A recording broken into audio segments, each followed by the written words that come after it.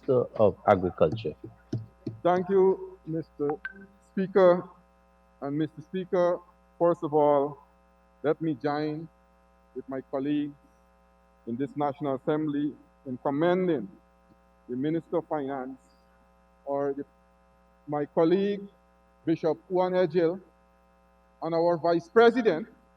And I want to recognize the contribution he has made to Guyana, and it will take the honorable member for lifetime before he can do anything near to our Vice President. For bringing a budget, an emergency budget, and the emergency was caused by the APNU AFC.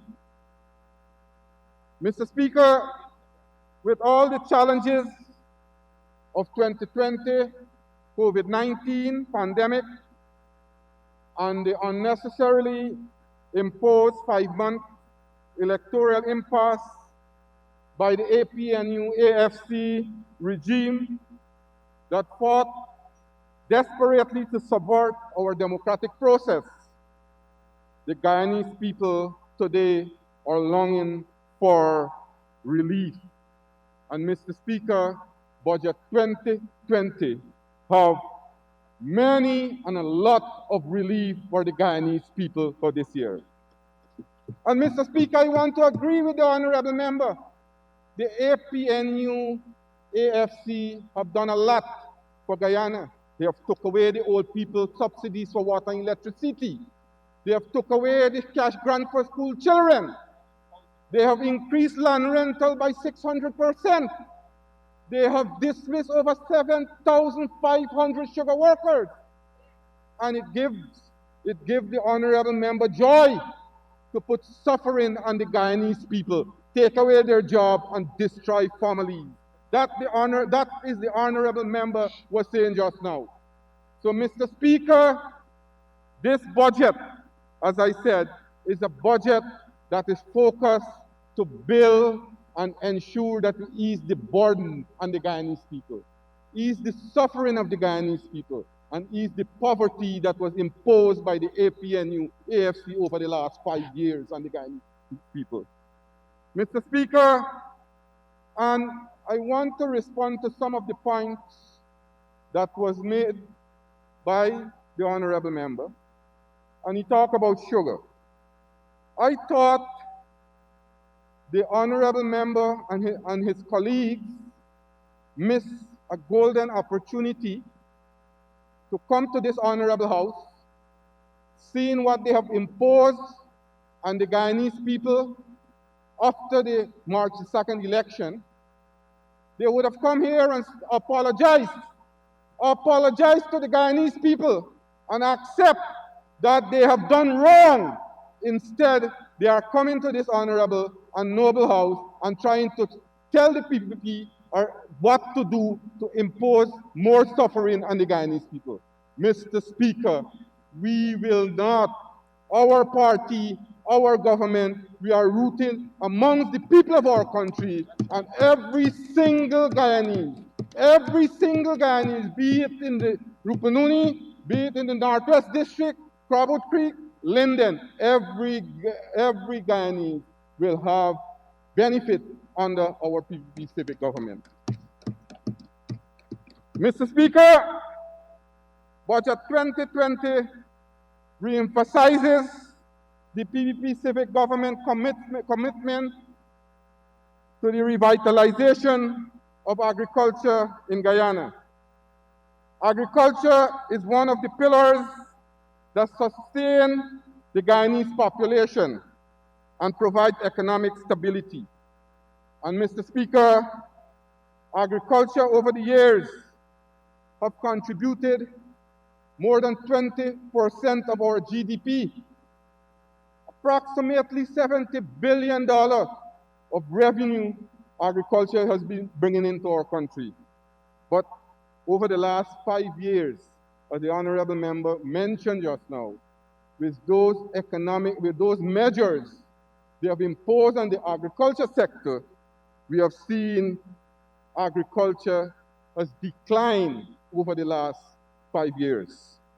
And Mr. Speaker, This, this comes about because of the maladministration and mismanagement of this sector by the previous government. And Mr. Speaker, I want to tell you that agriculture was like a rudderless ship moving in the water without any captain. Imagine, Mr. Speaker, when I took over this sector, all the officers within this sector, they were doing what they thought was right. There was no one there to give them any guidance. There was no one there to lead them.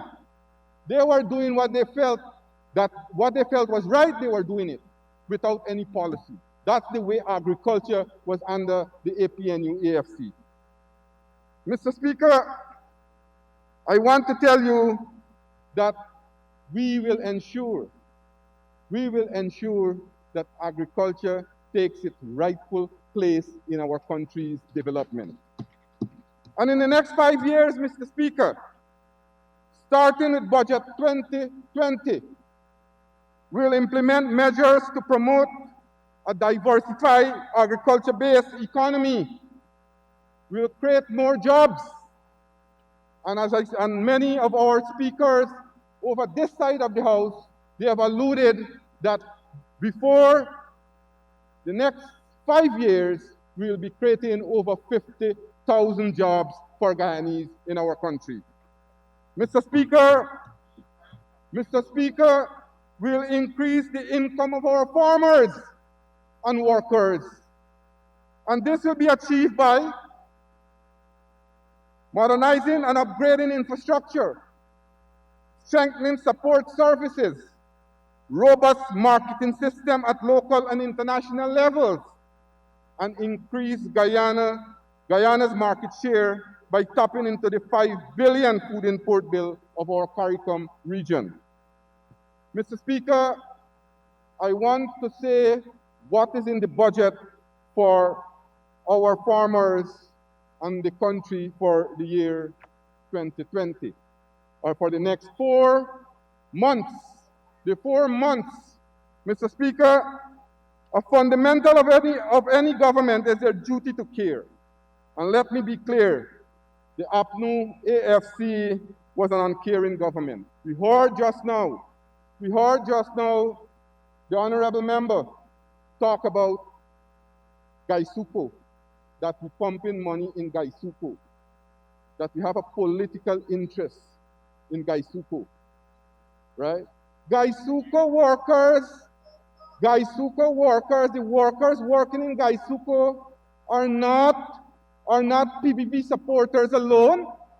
Gaisuko today, Mr. Speaker, Gaisuko today, even that is why you all are over there. Because of your policy towards the worker of Gaisuko, they voted you all out and you all over there. Mr. Speaker, this is a document. I think the honorable member, Mr. Ramjatan, he would have seen this document. This is not a PVP commission of inquiry. This COI was commissioned by the previous government. This COI was commissioned by the previous government. And Mr. Speaker, this cost the Guyanese taxpayers over $100 million. And Mr. Speaker, I would just want to quote 2 lines from this COI, role of the government. And it says, every government has an obligation and commitment to all the people of the country. Optimal use has to be made of the resources, especially where poverty is no stranger to society. That was one of the recommendations. The other recommendation, Mr. Speaker, it says the COI does not recommend the closure of any estate at this time. This is the COI. And Mr. Speaker, the honorable member, Ms. Chandan, Gita Chandan, she was the secretary to this COI. Honorable member, yes, Ms. Chandan. Mr. Speaker, financial support in the short term will be needed and this should be provided by the government on a timely basis. What they did? What did this? The COI. Today, Mr. Ramjatan, honorable member, is saying that we're pumping money in a black hole. Mr. Speaker, this here, you know what it says? It says here, dismissed sugar workers anxiously await reopening of estate. The sugar workers who have cried for the honorable member Ramjatan and his party over the last 3 years. Today, Mr. Speaker, today the PPP Civic is once again reopening opportunities for those dismissed workers. Mr. Speaker, I want to also quote from the newspaper, overjoyed. Mr. Ramjatan, honorable member, and his colleagues, they were enjoying the good life, where they destroy families, where they disseminate communities, where people had to go and traverse the length and breadth of our country to work, decimate. Comrade, Mr. Speaker, this is the way that the APNU, AFC, wanted to run this country. But Mr. Speaker, as I said, that before I go into the measures, I want to say what I went into the Ministry of Agriculture and I reached there. As I said, Mr. Speaker, the closure of the estate. We have seen the closure of the estate and the effect that it had on our country.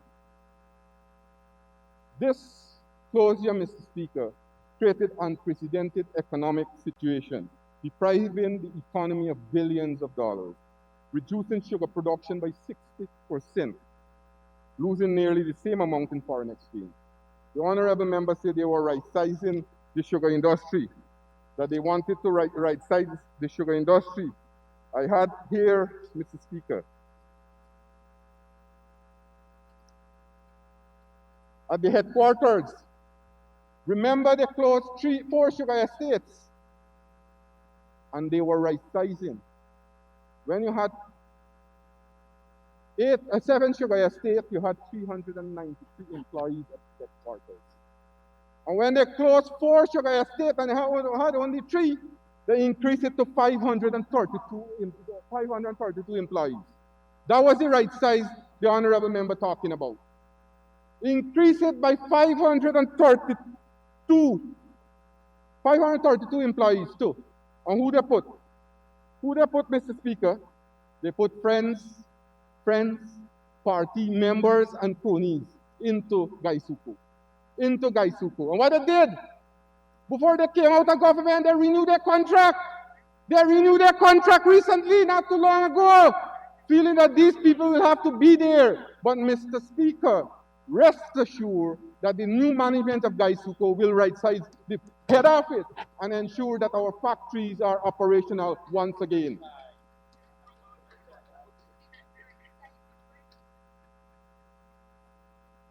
Mr. Speaker, when you look at the rice sector was in a crisis.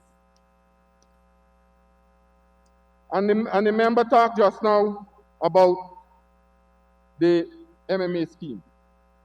The MMA scheme, Mr. Speaker, and let me tell you something. I have here, we intend to put monies in people's pockets, especially ordinary people of our country. And Mr. Speaker, with the reduction or the reversal of D&I charges in that scheme alone, for the Abari area, 30,800 acres, each farmer will save $5,500 per acre. That will give $169,400,000 back in the farmer's pocket. Those are the money that the APNU AFC were taken out from the scheme.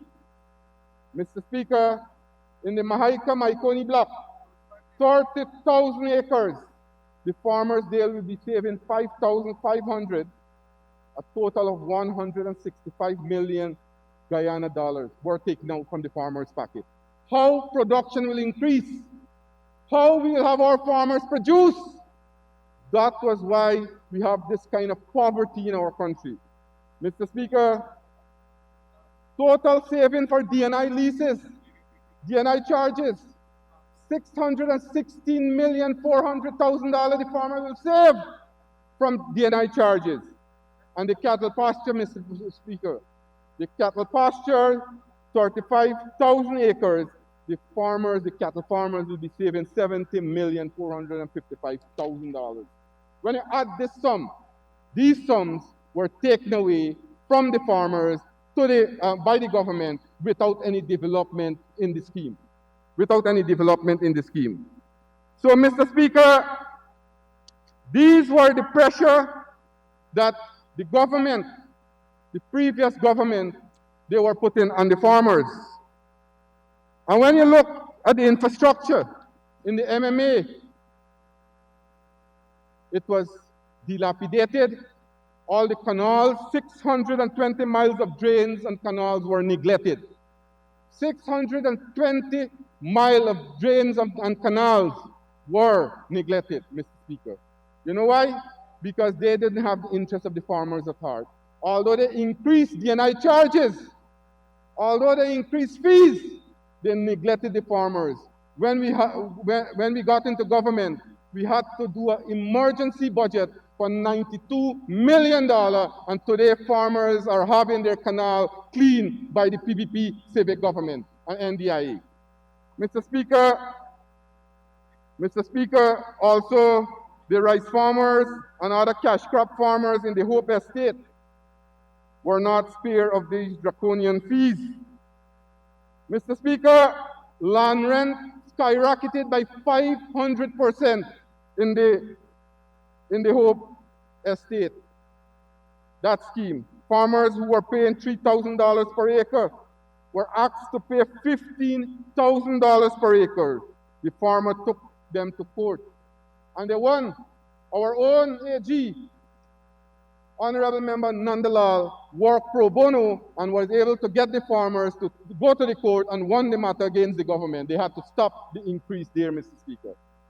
Mr. Speaker, faced with high cost of production and these land rental and DNI charges, they compound the situation by adding 14% VAT on agriculture input.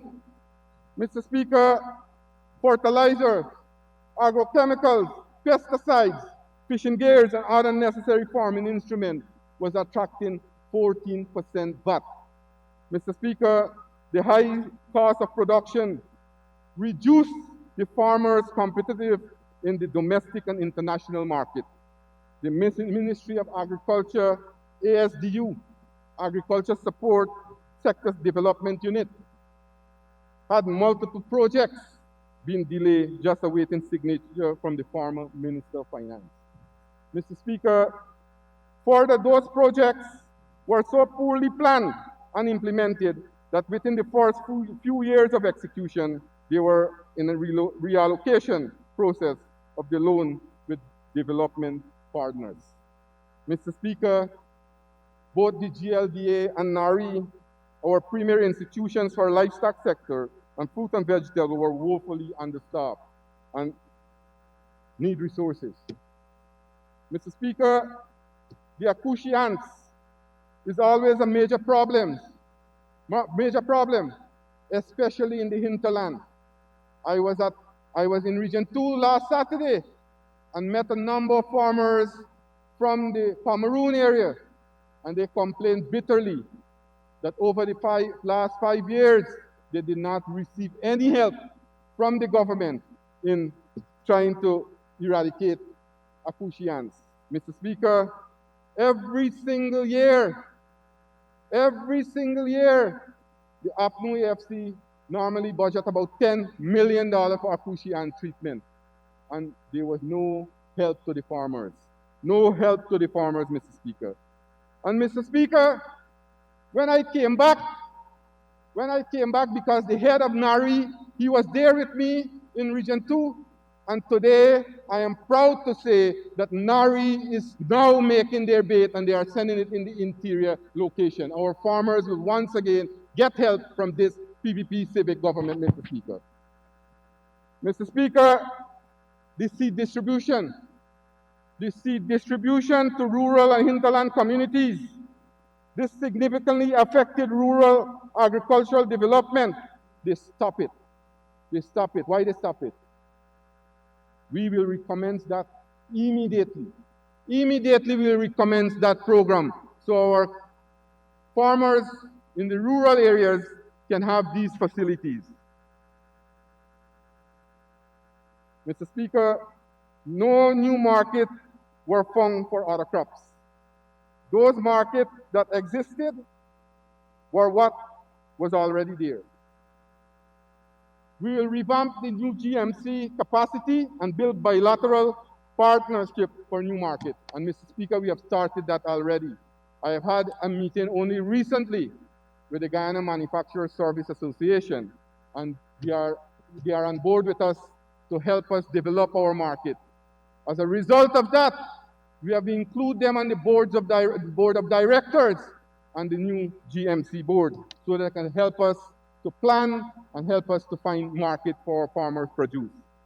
Mr. Speaker, added to all of this, no agriculture census was done in the last 5 years. This would have inhibited the farmers' ability to understand the demands of the market.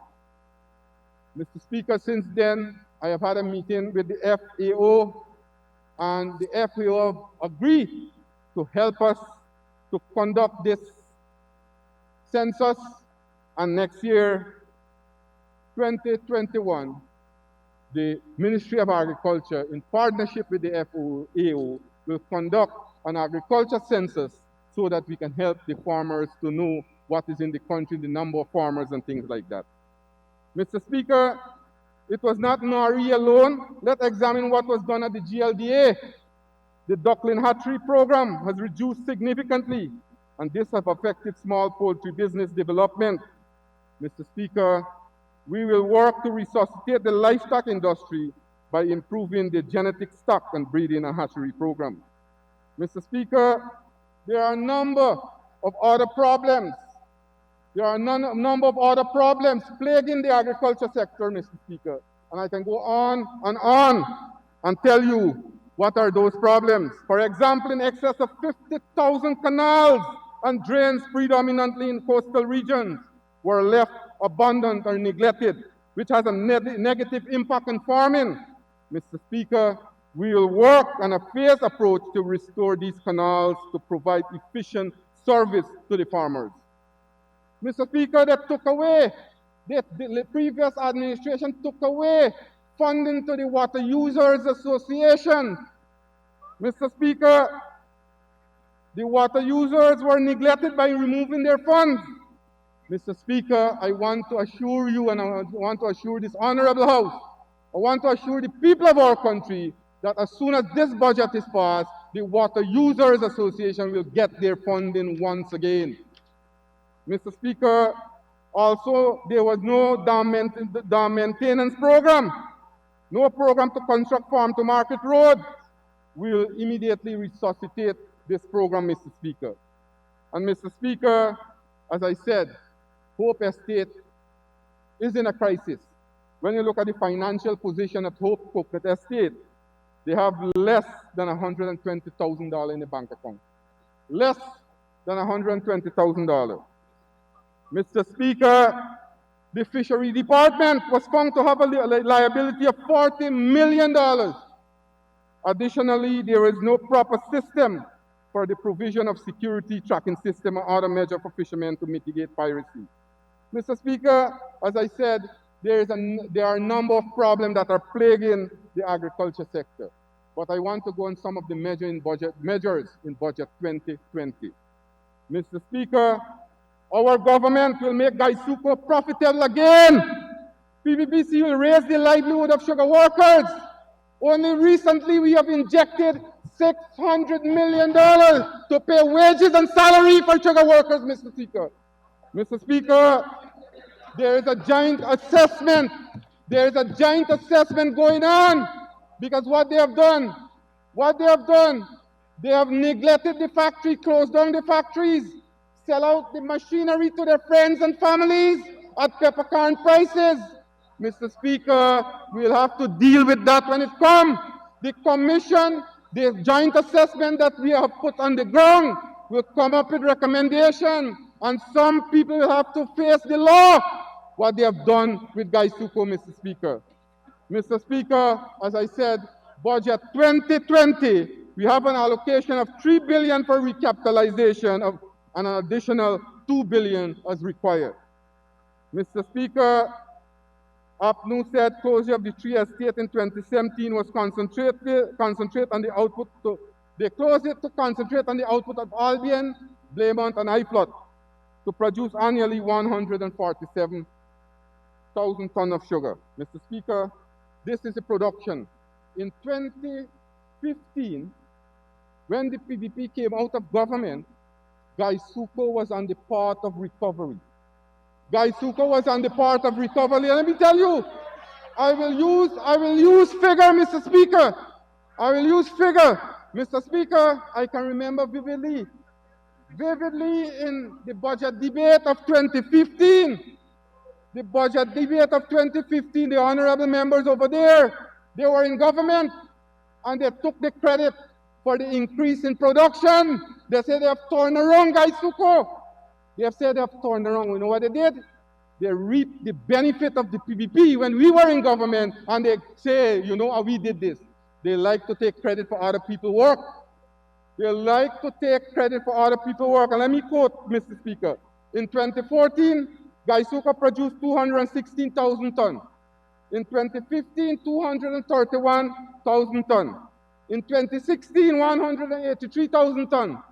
In 2017, 137,000 tons. In 2018, 104,000 tons. In 2019, they have produced the lowest ever production of 92,000 tons. And Mr. Speaker, sugar production to date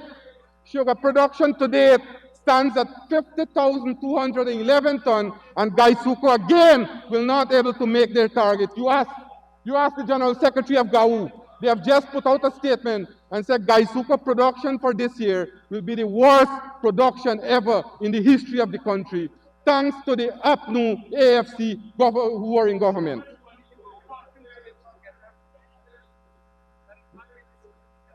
Mr. Speaker, you know something? The honorable member talk about pumping money in a black hole, that bailing out an industry. And Gaisuko is the largest, or was the largest single employer of people in our country. The government job is to have to create jobs for its people. The government has to take care of its people. Mr. Speaker, the United States, I want to quote here, Mr. Speaker, as the honorable member was quoting just now, that the United States President Donald Trump wants to take away all the gain that was made under President Obama. Well, I want to say that the U.S. Department of Agriculture expended about $22 billion in 2019 and spending another $37 billion in 2020 in subsidies to farm businesses. What is wrong to bail out an industry? And Gaisuko is not about sugar alone. Gaisuko is beyond the balance sheet. Gaisuko play an important role in our country. When you look at the social aspect that Gaisuko has been playing, Mr. Speaker, you had 16,000 workers and their family directly depend on Gaisuko. You had another 80,000 persons the indirect involvement. And Mr. Speaker, when you look at the DNI improvement, the health improvement, and all those things that Gaisuko was taking care of, health, DNI, recreational facilities, and because of Gaisuko, we had Rohan Kanai came out of Guyana. Because of Gaisuko, we had Basil Busha came out of Guyana. That was the role Gaisuko was playing, an all-wrong role, Mr. Speaker. But when you're narrow-minded, when someone is narrow-minded, when someone wants to take revenge and say that use politics to discriminate and punish people, then the APNU AFC used that to punish the sugar workers of our country, Mr. Speaker. Mr. Speaker, they have done They have destroyed Wales. They have destroyed Wales estate. And because of their destruction, we cannot bring back Wales how it was. So what we have done, we will be creating a Wales Development Authority. And Mr. Speaker, the authority will work with former sugar workers and others from the Wales catchment area to set up agriculture value chain, which will utilize agriculture production. Mr. Speaker, this Wales Development Authority will create over 3,000 jobs for the people in the West Bank and catchment area over there. Mr. Speaker, as I said, providing jobs for Guyanese must not be seen as political. A government must provide jobs so that workers can provide for their families in an effort to reduce poverty and to allow the growth of the local and national economy. Mr. Speaker, the rice industry. The rice industry is one of the most important industries in our country. It contributes 20% of agriculture GDP. And Mr. Speaker, we'll continue to support the rice industry.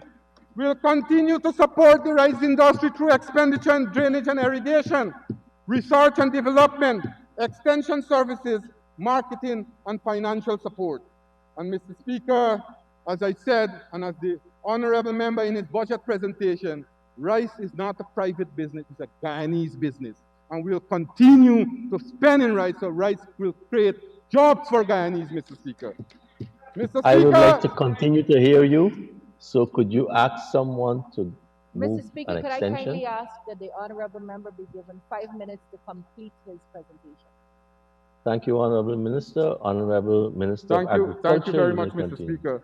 And Mr. Speaker, as I said, that we will see a reversal of all the increases, land rental, BNI charges, and other fees that were measures, harsh measures that were imposed by the APNU, AFC, and this sector. And Mr. Speaker, I want to once again say that we will engage the farmers' representative once again so that we can work together to improve, and that's the RPA.